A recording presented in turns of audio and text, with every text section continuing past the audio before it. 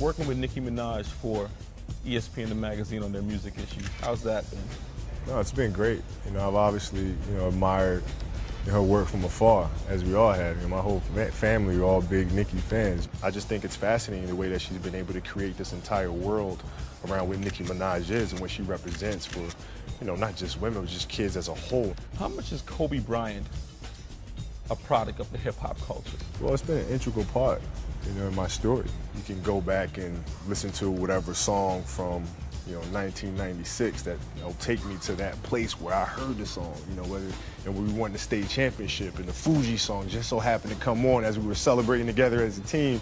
So now that takes me back, like hearing it now takes me back to that moment in time, and it's amazing how music can do that. Your rapping days behind you? Oh yeah, for sure.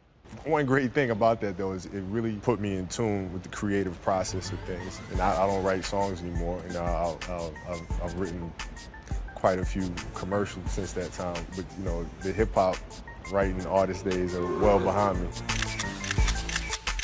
If you hear a dope beat that come on, you start freestyling a little bit, even to yourself personally. For me, it's done with a different purpose now because I wear a different hat, so it's about the creative side of branding. So when the track comes on, I'll use it to put me in kind of an emotional space and see what I could conjure up that maybe I could tie into whatever commercial, whatever campaign, or whatever I'm doing for that upcoming year. Were you ever tempted to jump in on the Control verse and react the way your old coach, Phil Jackson, did?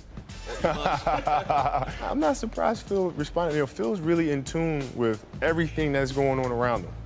He really is. And there's nothing that he enjoys more than talking about the aspects of team cohesiveness and leadership and kind of the spirit of doing things. So that was right in his wheelhouse. I wasn't surprised at all when I spoke to Kendrick about it. He said he was really channeling, his inner Mamba from growing up and watching me play in Los Angeles and California, and kind of that belligerence that I've always played with, and that aggression and competitive nature. And he just wanted to channel the same thing in the music industry. So when I heard it, I knew exactly, the space that he was coming from. It was a familiar tone. We all come from different backgrounds, where Nicki came from and her story is different than mine, but we all have had obstacles in our lives and we chose to overcome them, no matter what. So it's important to communicate that message to the youth. And I obviously have done that in my profession and through sports, but I also think it's a very easy blend to bring music into the fold.